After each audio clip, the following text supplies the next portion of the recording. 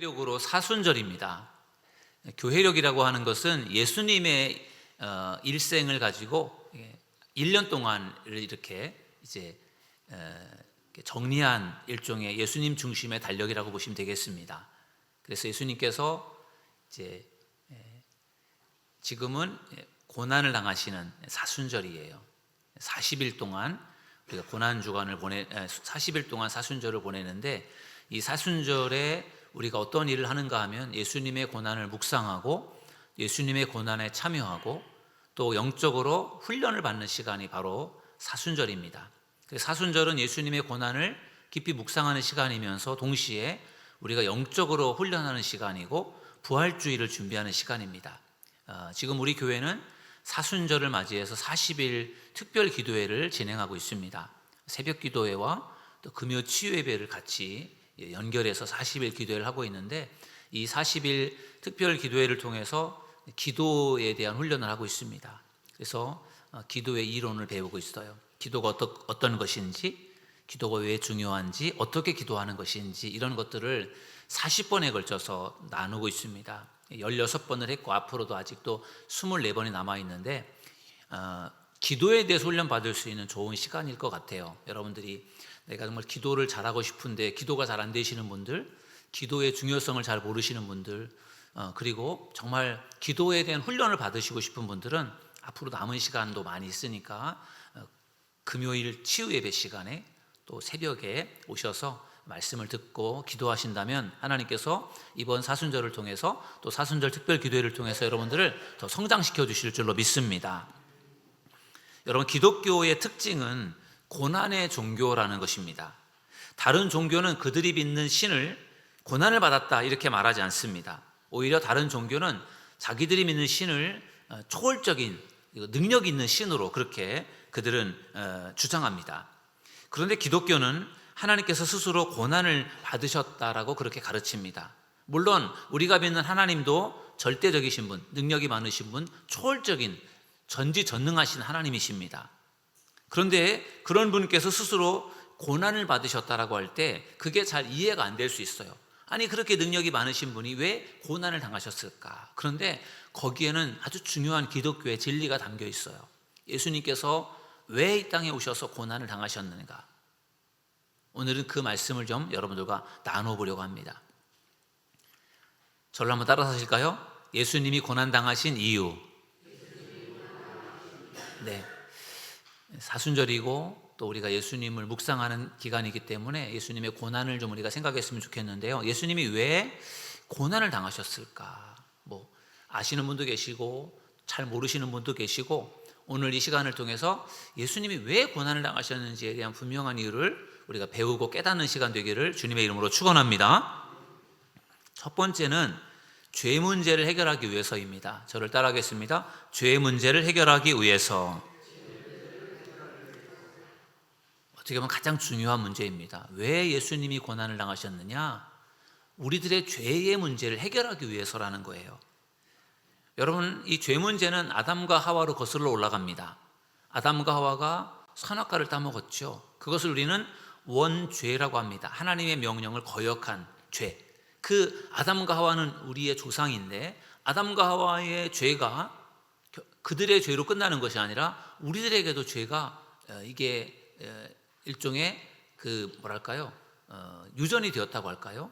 아담과 하와의 죄가 원죄라고 할 때 우리도 그 죄성을 가지고 있어요. 부모님의 유전자를 자녀가 갖는 것처럼 그 아담과 하와의 유전자를 우리가 갖게 되었는데 그 중에 하나가 죄성이라는 겁니다. 죄성. 그래서 우리는 죄를 짓고 싶지 않아도 그럼에도 불구하고 우리는 죄를 지을 수밖에 없는 그러한 운명적인 사람들이에요. 바울은 모든 사람이 죄를 범해서 하나님의 영광에 이르지 못했다라고 말합니다. 로마서 3장 23절에 보니까 모든 사람이 죄를 범하였음에 하나님의 영광에 이르지 못하더니. 아멘. 사도 바울은 아담과 하와의 죄를 모든 사람들에게 확대합니다. 아까 제가 말씀드린 것처럼 이 죄성을 모두가 갖게 된 거예요. 그래서 아담과 하와가 죄를 지었을 때 어떻게 되었습니까? 에덴 동산에서 쫓겨납니다. 그리고 그 죄로 인해서 하나님과 분열이 됩니다. 하나님으로부터 멀리 떨어질 수밖에 없어요. 그게 죄의 결과예요. 마찬가지로 사도 바울이 로마서 3장 23절에서 모든 사람이 죄를 범해서 하나님의 영광에 이르지 못했다라고 할 때 죄 때문에 하나님께 갈 수 없게 되었다라는 겁니다. 마치 하나님과 인간 사이에 긴 다리가 있는데 그 죄 때문에 다리가 마치 끊어진 것 같은 거예요. 그래서 하나님께로 갈 수가 없는 거죠. 하나님께로 가려면은 이 다리가 연결이 되어져야 되는데 다리가 끊어졌기 때문에 하나님께 갈 수 없어요. 그 죄라고 하는 것이 결국은 하나님과 인간의 관계를 끊어버린 거예요. 그만큼 죄가 무서운 것입니다. 바울은 오늘 본문에서 인간의 죄 문제를 해결하기 위해서 이 땅에 오신 예수님을 이렇게 소개합니다. 빌립보서 2장 6절 7절 우리 같이 한번 읽어보실까요? 시작. 그는 근본 하나님의 본체시나 하나님과 동등됨을 취할 것으로 여기지 아니하시고 오히려 자기를 비워 종의 형체를 가지사 사람들과 같이 되셨고. 아멘. 여기 보면은 이 사도 바울이 빌립보 교회 성도들에게 보낸 편지에서 예수님을 소개할 때 그분은 근본 하나님과 본체시다. 그러니까 예수님은 하나님이시다라는, 하나님과 같은 분이시다, 신적인 존재시다, 그렇게 말하면서, 그런데 그분이 본질적으로는 하나님과 같으신 분인데 하나님과 동등됨을 취할 것을 여기지 않고 하나님과 동등하신 분인데 그러한 자리를 예수님께서 마다하시고 오히려 자기를 비워 종의 형체를 가지고 사람과 같이 되셨다. 그죠? 하나님의 나라에 계신 하나님의 아들이신 예수님, 신이신데 그분이 인간의 모습으로 인간의 세상에 오셨다라는 거예요. 이것을 신학적인 용어로 비하라고 합니다. 비하. 아주 낮아지셨다라는 거예요. 여러분, 하나님이 인간이 되신다. 제가 지난번에도 설명을 드렸는데 하나님이 인간이 된다는 것이 얼마나 힘든 일이겠어요. 그것은 마치 제가 전에도 비유로 설명드린 것처럼 인간이 짐승이 되는 것 같은 거라고 생각하면 될 것 같아요. 제가 돼지가 된다고 생각을 해보세요, 여러분. 어느 날 제가 인간이 돼지가 됐다고 생각을 해보세요. 그 돼지우리에서 돼지 구정물을 먹으면서 거기서 뒹굴면서 거기서 산다고 생각을 해보세요. 거기서 뭘 하겠습니까? 거기서 공부를 하겠습니까? 책을 읽겠습니까? 예배를 드리겠습니까? 아무것도 못 하잖아요. 그게 얼마나 이게 고통스럽고 괴로운 일이겠어요. 이미 인간으로서의 삶을 살았던 사람이 돼지가 된다고 하면 그건 정말 견딜 수 없는 일일 거예요. 죽고 싶을 것 같아요. 하나님이신 예수님께서 하나님의 나라, 그 좋은 하나님의 나라에서 인간의 세상에 인간의 모습으로 오셨다. 이것은 너무나도 힘들고 고통스러운 일이에요. 그렇다면은 예수님께서 인간의 몸으로 이 땅에 오셔서 어떤 일을 하셨습니까? 바울은 오늘 본문에서 이렇게 설명합니다. 빌립보서 2장 8절에 보니까 사람의 모양으로 나타나사 자기를 낮추시고 죽기까지 복종하셨으니 곧 십자가에 죽으심이라. 아멘. 여러분, 예수님께서 인간의 모습으로 이 땅에 오신 것이 다가 아니라 오셔서 무엇을 하셨습니까? 십자가에서 죽으셨다라는 거예요. 여러분, 예수님께서 왜 십자가에서 죽으셨습니까? 예수님이 죽을 죄를 졌습니까? 아닙니다. 예수님은 죽을 죄가 없어요. 왜 예수님께서 십자가에 죽으셨습니까? 우리들의 죄 문제를 해결하기 위해서 예수님께서 십자가에서 죽으신 줄로 믿습니다. 그게 예수님의 죽음이에요. 구약 성경을 보면은, 구약의 제사를 보면은 인간이 죄를 지었을 때 그 죄를 용서받으려면은 제물을 잡아 드려야 됐습니다. 그러면은 내가 죄를 지었지만 그 제물을 하나님 앞에 드리면 제물을 죽이고 피를 내고 각을 떠서 번제물로 하나님 앞에 불태워 드리면 하나님께서 그 제사를 받으시고 죄인인 이 죄인을 용서해 주는 게 그게 바로 제사예요. 죄값은 사망이기 때문에 죄를 지은 인간은 죄값으로 죽어야 마땅한데, 그러면 이 세상에 살아남을 사람이 아무도 없으니 하나님께서 죄를 지었음에도 불구하고 살 수 있는 방법을 주셨는데 그게 바로 제물로 하나님께 제사를 드리는 것이었습니다. 그래서 그 제물을 대속 제물이라고 합니다. 나의 죄를 대신 용서하는, 속하는 제물. 그래서 소나 양이나 염소나 비둘기, 이 넷 중에 한 가지를 형편에 따라 하나님 앞에 드리도록 한 거예요. 그렇게 해서 죄를 용서를 받은 것입니다. 그런데 그 구약의 제사는 불완전한 제사예요. 다시 말해서 효과가 딱 한 번이에요. 내가 죄를 지었을 때 하나님 앞에 제물을 잡아드리면 그게 한 번의 효과로 딱 끝납니다. 그리고 나서 또 죄를 지잖아요. 그럼 또 제물을 잡아 또 하나님께 드려야 되는 거죠. 그래야만 나의 죄가 용서가 되는 겁니다. 그럼 여러분 생각을 해보세요. 우리가 하루에 얼마나 많은 죄를 짓습니까? 그러면 우리가 죄를 지을 때마다 제물을 잡아드린다고 생각을 해보세요. 그러면 얼마나 많은 제물을 하나님께 드려야 되겠습니까? 하나님께서는 그렇게 하지 않고도 우리들의 죄를 용서할 수 있는 방법을 하나님께서 주셨는데, 그게 바로 독생자 예수 그리스도를 이 땅에 보내주신 것인 줄로 믿습니다. 그래서 예수님께서 이 땅에 오셔서 완전한 제물이 되신 거예요. 짐승들처럼 소나 양이나 염소나 비둘기처럼 일회용으로서 예수님이 죽으신 것이 아니라 예수님의 죽음은 영원한 제사였어요. 완전한 제사. 예수님의 죽음은, 예수님의 제물은 한 번의 죽음이지만 그것은 과거와 현재와 미래의 모든 죄를 용서하는 완전한 제사임을 여러분들 믿으시기를 주님의 이름으로 축원합니다. 이사야 선지자는 예수님의 사역을 이렇게 소개했어요. 이렇게 예언했습니다. 이사야 53장 6절에 보면요, 우리는 다 양 같아서 그릇 행하여 각기 제 길로 갔거늘 여호와께서는 우리 모두의 죄악을 그에게 담당시키셨도다. 아멘. 우리는 양처럼 밀어내서 그냥 어디로 가야 될지 모르고 막 여기저기 헤매이는 그러한 연약한 죄인인데, 하나님께서 우리들을 불쌍히 여겨서 우리들의 죄를 담당시키시려고 예수님을 이 땅에 보내주셨다는 거죠. 이사야 53장에 나오는 이 고난받는 종은 바로 예수님을 상징한다, 예수님을 의미한다라고 제가 지난번에도 말씀을 드렸습니다. 하나님께서 우리 모두의 죄를 담당시키려고 예수님을 이 땅에 보내주신 줄 믿습니다. 아무 죄가 없으신 예수님이 이 땅에 오셔서 우리들의 죄를 대신 짊어지시고 십자가에 죽으셨어요. 그게 바로 예수님의 고난이고 죽음인데, 그 이유가 뭐라고요? 우리들의 죄 문제를 해결하기 위해서라는 거예요.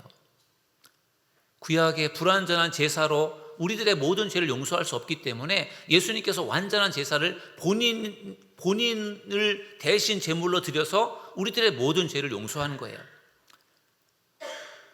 구약의 제물은 내가 죄를 지었을 때 그 한 번, 내가 지금 지은 죄를 한 번 용서하는 효과가 있지만, 예수님 본인의 그 제사, 제물은 모든 사람들, 그리고 나의 과거와 현재와 미래까지도 지을 모든 죄, 그 모든 죄를 한 번에 다 뒤집어 쓰시고 예수님께서 십자가에서 죽으신 줄로 믿습니다. 그렇기 때문에 예수님의 그 십자가의 죽음이 위대한 거예요. 예수님의 그 십자가의 죽음이 예수님으로서 볼 때는 너무나도 고통스럽고 힘든 일이었겠지만, 그 예수님의 십자가의 죽음으로 우리들의 모든 죄를 용서했으니 그것을 위해서 예수님께서 기꺼이 희생을 하신 것입니다. 그러므로 사랑하는 여러분, 예수님께서 우리의 죄 문제를 해결하기 위해서 십자가에서 돌아가셨고 십자가에서 고통당하셨다는 것을 꼭 기억하시기를 주님의 이름으로 축원합니다. 여러분, 예수님께서 십자가에 달려 돌아가실 때 예수님께서 이렇게 울부짖으셨어요. 울부짖었습니다. 마가복음 15장 34절에 보면요, 제9시 예수께서 크게 소리 지르시되 엘리 엘리 라마 사박다니 하시니, 이를 번역하면 나의 하나님 나의 하나님 어찌하여 나를 버리셨나이까. 여러분, 이 말씀이 여러분 느껴지십니까? 예수님께서 십자가에서 못 박혀 돌아가실 때 얼마나 고통스러웠겠어요. 어찌하여 나를 버리셨나이까. 정말 하나님께서 나를 버리신 것 같은, 하나님께 버림받은 것 같은 그러한 고통을 느낀 거예요. 여러분, 십자가에서 못 박혀 돌아가실 때 얼마나 참 아프고 얼마나 고통스러웠겠습니까? 예수님께서 6시간 동안 십자가에 매달려 있었단 말이에요. 보통 사람들은 2, 3일 매달려서 서서히 죽어간다고 하는데, 예수님은 그래도 6시간 만에 빨리 돌아가신 거예요. 그 6시간 동안 십자가에 매달려 있는 걸 여러분 생각을 해보세요. 오죽하면 예수님께서 엘리 엘리 라마 사박다니 이렇게 외치셨겠습니까? 그렇게 예수님께서 고통을 당하신 이유, 예수님의 죄 때문이 아니라 저와 여러분의 죄 때문인 줄로 믿습니다. 우리의 죄를 위해서 예수님께서 십자가에 죽으셨어요. 우리들의 죄를 완전히 해결하기 위해서 예수님께서 십자가에서 돌아가신 줄 믿습니다. 그런 점에서 예수님이 기꺼이 고난을 당하신 거예요. 본인의 잘못이 아니라 우리들의 죄를 없애려고. 그러므로 예수님의 십자가를 생각할 때마다, 예수님의 십자가를 바라볼 때마다 그 은혜에 감사하는 저와 여러분 모두가 되기를 주님의 이름으로 축원합니다. 예수님께서 고난당하신 두 번째 이유는 구원을 이루기 위해서입니다. 저를 따라하겠습니다. 구원을 이루기 위해서. 예수님은 우리의 죄 문제를 해결하기 위해서 십자가를 지셨고, 그리고 더 나아가서는 우리들을 구원하기 위해서 십자가를 지셨습니다. 바울은 오늘 본문에서 예수님께서 우리의 구원을 위해서 행하신 일을 이렇게 소개했습니다. 빌립보서 2장 8절에 보면은 사람의 모양으로 나타나사 자기를 낮추시고 죽기까지 복종하셨으니 곧 십자가에 죽으심이라. 아멘. 죽기까지 복종하셨다라는 거예요. 여러분, 예수님께서 십자가에 매달려 죽는 것, 그게 하나님의 뜻이었단 말이에요. 그 죽음까지도 예수님은 거기에도 순종하고 복종을 하셨다라는 거예요. 여러분, 인간을 구원하는 일이 얼마나 중요했으면 하나님께서 하나밖에 없는 예수님을 이 세상에 보내주셨을까요? 그리고 예수님을 십자가에 못 박혀 죽도록 내어주셨겠습니까? 하나밖에 없는데 우리를 구원하기 위해서, 우리를 구원하는 것이 너무 중요하기 때문에 그런 일을 하신 거예요. 예수님도 십자가에서 죽고 싶지 않았어요. 그런데 예수님이 십자가에서 죽으시면서까지 복종하셨던 이유는 우리를 구원하기 위해서인 줄로 믿습니다. 그만큼 하나님께서 우리들을 구원하시기 위해서, 예수님께서 우리를 구원하기 위해서 엄청난 대가를 지불하신 거예요. 우리가 신앙생활할 때 내가 예수님 믿고 구원받는 것이 굉장히 간단하고 쉬운 것처럼 느껴질 수 있잖아요. 물론 우리가 예수님 믿으면 구원받습니다. 근데 거기에 하나님께서 독생자 예수 그리스도를 죽도록 내어주셨던 은혜와 사랑이 있는 것이고, 예수님께서 우리를 위해서 십자가에서 고통스럽게 죽으신 예수님의 그 사랑이 있기 때문에 우리가 구원을 받게 된 줄로 믿습니다. 값비싼 대가가 지불된 것입니다. 여러분, 유대인들은 십자가가 가장 잔인한 처형법이라고 믿지만 바울은 십자가를 능력이라고 고백합니다. 고린도전서 1장 18절 다 같이 한번 읽어보실까요? 시작. 십자가의 도가 멸망하는 자들에게는 미련한 것이요 구원을 받는 우리에게는 하나님의 능력이라. 아멘. 십자가의 그 도, 십자가라고 하는 것이 어떤 의미가 있느냐? 멸망당하는, 믿지 않는 사람들에게는 십자가가 미련한 것처럼 보인다는 거죠. 십자가형은 가장 잔인한 처형법이란 말이에요. 근데 믿음의 사람들에게는 그 십자가가 하나님의 능력이다. 바울이 왜 그렇게 말을 했을까요? 여러분, 당시에 유대 종교 지도자들은 예수님을 십자가에 못 박고 싶었어요. 예수님을 죽이고 싶었습니다. 왜냐하면 예수님이 하나님의 아들이라고 하는 것이 싫어서, 하나님의 아들이라고 말하는 예수님을 인정할 수 없고 믿을 수 없어서, 그리고 그렇게 말하는 예수님이 미워서 그들은 예수님을 십자가에 못 박았어요. 어떻게 말하면 그들은 예수님이 하나님의 아들이라고 말하는 것이 신성모독에 해당되기 때문에 예수님을 뭐 돌로 던져서 죽일 수도 있었지만, 그들은 그렇게 죽이지 않고 가장 고통스러운 방법으로 예수님을 죽이려고 로마법에 의해서 십자가형으로 예수님을 십자가에 매달은 거예요. 그때 그들이 예수님을 고소했던 죄명은 예수님이 왕이다. 어떤 그러한 예수님이 뭔가 혁명을 일으키고 뭔가 반란을 일으키려고 하는, 그래서 당시 로마의 어떤 지배를 받고 있었던 그 유대를 예수님께서 다시 새로 어떤 그런 왕으로서 뭔가 혁명을 일으키려고 한다라는 이런 일종의 정치범으로 예수님을 몰아서 예수님을 십자가에 이제 못 박은 것입니다. 그래서 유대 종교 지도자들의 입장에서는 예수님을 십자가에 못 박아 죽였으니까 자기들이 승리한 줄로 생각하고 좋아했어요.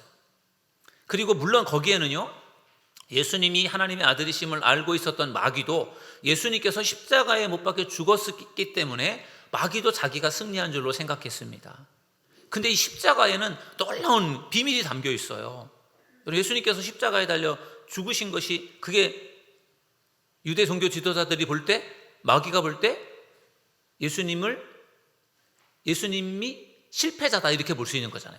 자기들이 승리했다 이렇게 볼 수 있잖아요. 근데 그것은 잘못된 생각이에요. 예수님의 죽음이 실패가 아니라 성공인 이유가 있어요. 왜냐하면 예수님은 자기의 죄를 위해서 죽은 것이 아니라 모든 사람들의 죄를 다 짊어지시고 모든 사람들의 죄값으로 예수님께서 죽으심으로 모든 사람들의 죄를 용서했기 때문인 줄로 믿습니다.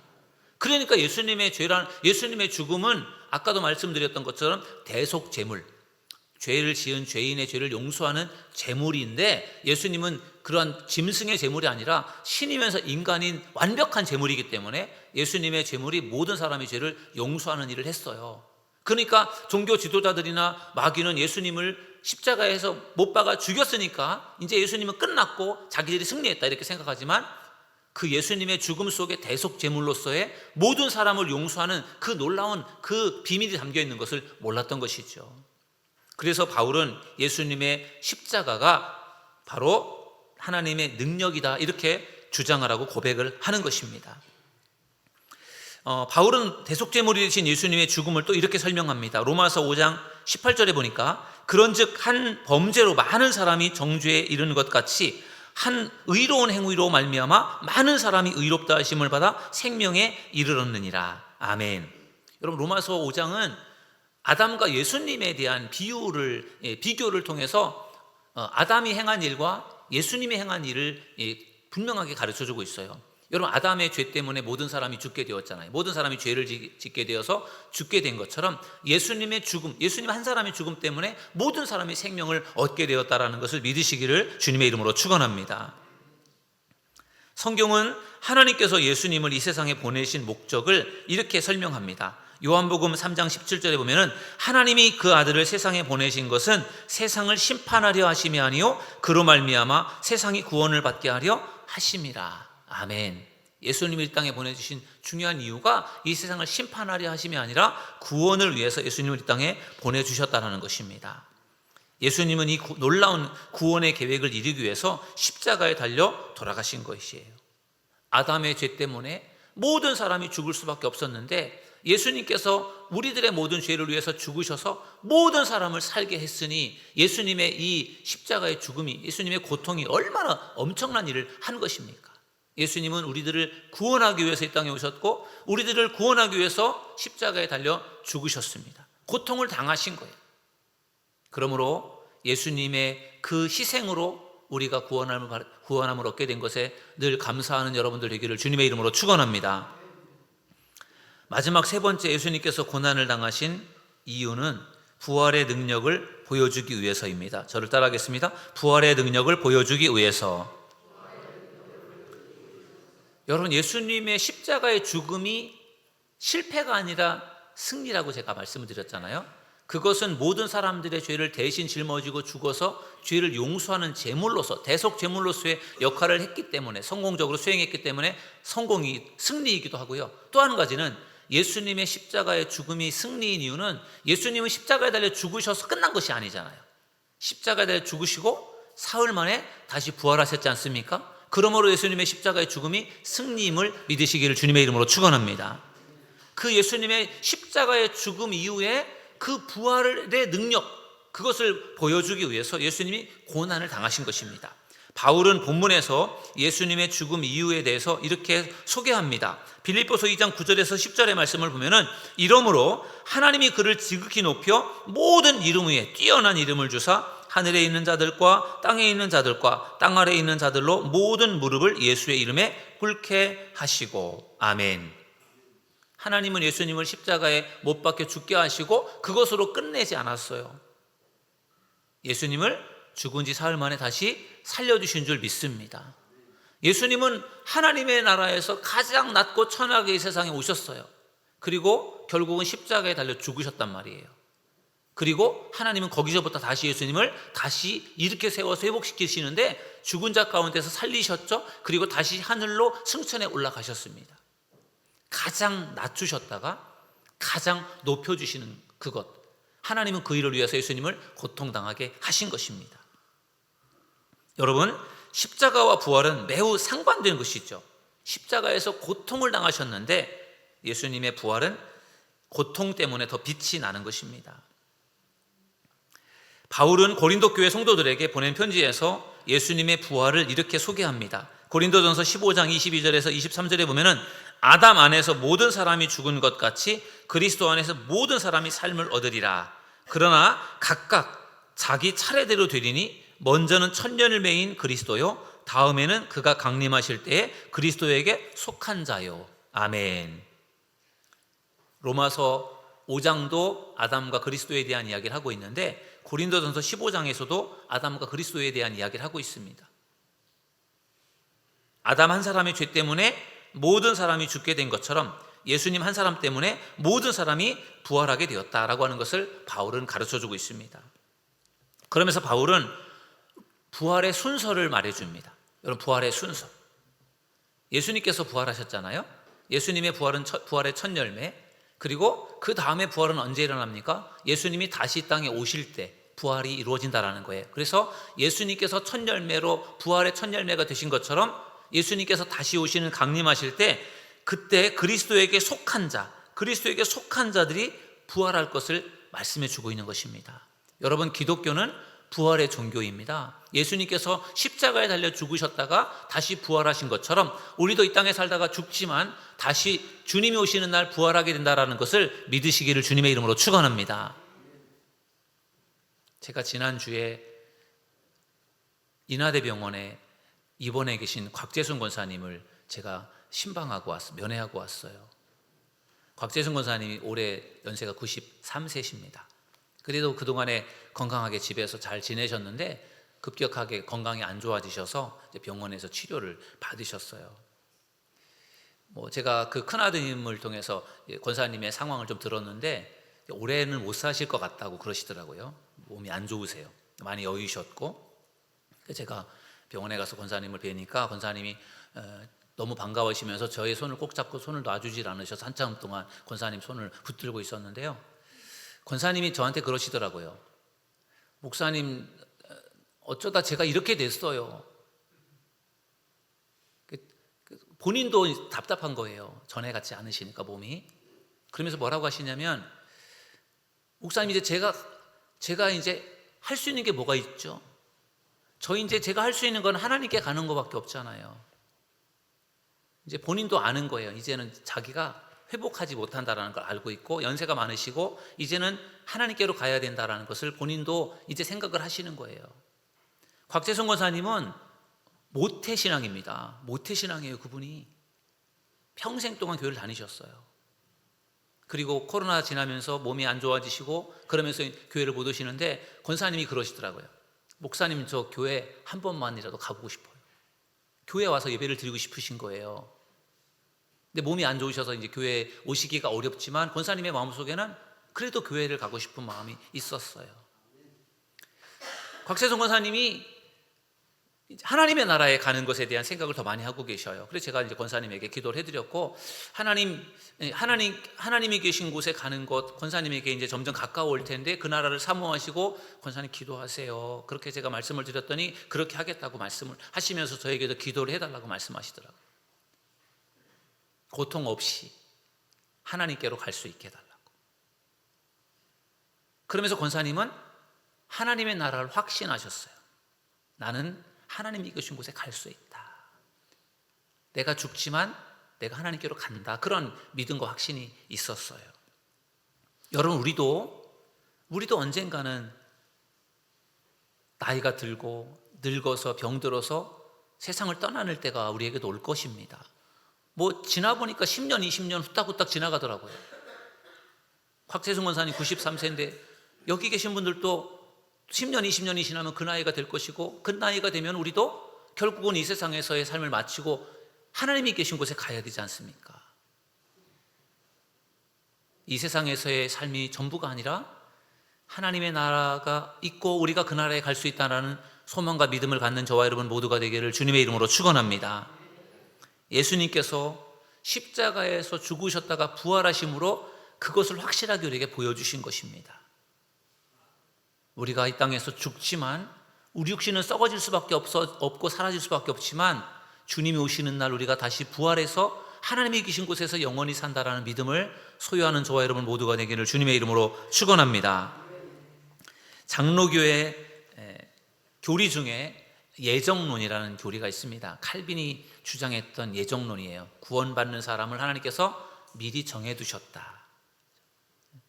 그리고 그것과 함께 견인이라고 하는 교리가 있어요. 하나님이 구원해 주신 성도들을 끝까지 하나님께서 구원의 길로 이끌어 주신다. 그게 이제 예정론과 견인의 교리거든요. 그래서 장로 교인들은 구원의 확신이 훨씬 강해요. 왜? 예정론 때문에. 하나님이 나를 구원하셨다는 것을 확신하고, 그리고 나의 구원을 하나님께서 끝까지 붙잡고 이끌어 주실 거라는 믿음을 갖고 있단 말이에요. 근데 감리교인들은 장로교인들에 비해서 좀 확신이 적어요. 그 이유가 있습니다. 바울은 오늘 본문을 통해서 뭐라고 권면을 하는가 하면은 두렵고 떨림으로 구원을 이루라고 해요. 빌립보서 2장 12절에 보면은 그러므로 나의 사랑하는 자들아 너희가 나 있을 때뿐만 아니라 더욱 지금 나 없을 때에도 항상 복종하여 두렵고 떨림으로 너희 구원을 이루라. 아멘. 여러분, 바울이 지금 빌립보 교회 믿지 않는 사람들에게 편지를 보내는 것이 아니라 믿는 사람들에게 보내는 거예요. 그들이 예수님을 믿는 사람들입니다. 그러니까 그들은 예수님을 믿고 구원받은 사람들이 있잖아요. 근데 바울은 그들에게 뭐라고 말하느냐? 두렵고 떨림으로 너희의 구원을 이루라, 이렇게 말하고 있어요. 나 이제 구원받았으니까 나는 이제 뭐 따놓은 당산이다. 난 구원받았으니까 나는 뭐 별로 할 게 없다. 이게 아니라 두렵고 떨리는 마음으로 끝까지 구원을 이루라는 거예요. 이것은 어떻게 보면 감리교회를 창시하신 존 웨슬리 목사님의 성화와도 매우 비슷한 거예요. 내가 예수 믿고 구원받았으니까 내가 이제는 다 했다. 그게 아니라 내가 구원받은 자로서 더 주님을 닮아가는 것. 그게 성화란 말이에요. 여러분, 우리가 바울이 오늘 빌립보 교회 성도들에게 말씀하고 있는 것처럼 두렵고 떨림으로 구원을 이루라는 이 말씀을 여러분의 마음에 깊이 새기기를 바랍니다. 나이가 들어가도, 내가 병들어도, 어떤 어려움이 찾아와도 나는 결코 내가 믿음을 포기하지 않는다. 주님을 내가 끝까지 붙들고 있겠다. 두렵고 떨리는 마음으로 겸손하게, 교만하지 않게 주님을 잘 믿고 섬기는 믿음의 사람들 될 수 있기를 주님의 이름으로 축원합니다. 그럴 때 우리의 구원이 확실하게 이루어지게 될 줄로 믿습니다. 여러분, 하나님의 아들이고 능력이 많으신 예수님께서 고난을 당하셨다라는 말씀이 우리에게 어떤 도전을 주는 것입니까? 우리도 얼마든지 고난을 당할 수 있다는 거예요. 하나님의 아들 예수님도 고난을 당하셨는데 우리가 고난을 안 당할 수가 없지 않습니까? 교회를 열심히 다닌다고 믿음이 좋다고 해서 고난을 당하지 않는 것이 아니라 우리 믿음의 사람들에게도, 좋은 믿음의 사람들에게도 고난은 찾아오는 것입니다. 중요한 것은 그 고난이 찾아왔을 때 여기에도 하나님 뜻이 있다라는 생각을 가지고 우리가 기도하며 그 고난을 이겨내는 것인 줄로 믿습니다. 예수님도 할 수만 있다면 이 잔이 지나가게 해달라고 하나님께 기도했단 말이죠. 그러나 내 뜻대로, 내 원대로 마시고 아버지의 원대로 되길 원합니다 하면서 예수님께서 십자가를 지지 않았습니까? 우리에게도 고난이 찾아왔을 때 하나님이 고난의 뜻이 무엇입니까? 하나님의 뜻이라면 제가 이것을 내가 감당하겠습니다. 이기겠습니다. 그렇게 기도하면서 고난을 이겨낼 수 있는 믿음의 사람들이 되시기를 주님의 이름으로 축원합니다. 오늘 예수님이 고난당하신 이유에 대해서 말씀을 나눴습니다. 예수님께서 왜 고난을 당하셨습니까? 우리들의 죄 문제를 해결하기 위해서 고난을 당하셨어요. 구원을 우리에게 주시기 위해서 고난을 당하셨습니다. 죽음이 끝이 아니라 죽음 이후에 부활의 그러한 세상과 영원한 세상을 예수님께서 보여주시기 위해서 예수님께서 고난을 당하신 것입니다. 우리가 사순절을 기해서 예수님의 고난을 깊이 묵상하고 예수님께서 고난당하신 이유가 나를 살리기 위한 것이고 나를 구원하기 위한 것이다라는 것을 기억해서 더 예수님의 은혜에 감사하고 더 예수님께 가까이 나아가면서 더 영적으로 성장하는 믿음의 사람들 되시기를 주님의 이름으로 축원합니다. 우리 시간에 우리 찬양하시고 함께 기도하는 시간을 갖겠습니다. 오늘 말씀을 생각하면서 녹슨 세계의 모습, 그 찬양 한번 불러보도록 하겠습니다.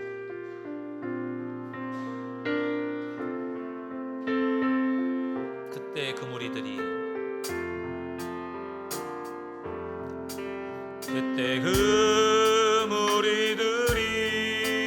예수님 못 박았네. 녹슨 세계의 그곳으로 망치 소리 내 맘을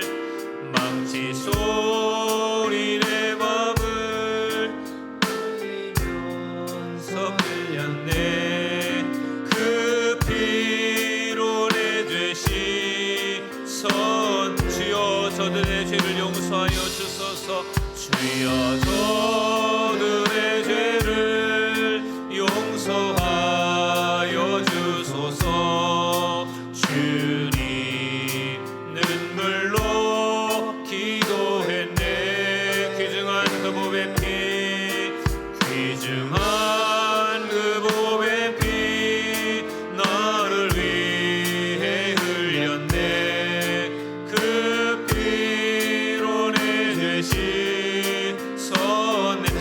귀한 그 무리들, 비웃는 그 무리들, 주의 옷 벗긴 후에 주님 몸 깊이 찔렀네.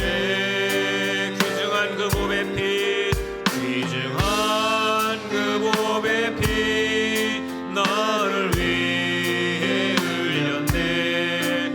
그 피로 내 대신 선, 주여 나의 영혼을 받아주시옵소서. 주여 나의 영혼을 받아주시옵소서. 그때 구원을 이루셨네. 마지막 피 한 방울 나를 위해 흘렸네. 그 피로 내 대신 섰네. 아멘. 여러분, 예수님께서 오늘 고난당하신 이유에 대해서 우리가 말씀을 나눴습니다. 예수님께서 왜 고난을 당하셨습니까? 우리들의 죄 때문에 고난을 당하신 것이죠. 우리들의 죄 문제를 해결하기 위해서, 우리를 구원하기 위해서, 우리에게 영생을 주시려고 예수님께서 십자가에 달려 돌아가신 것입니다.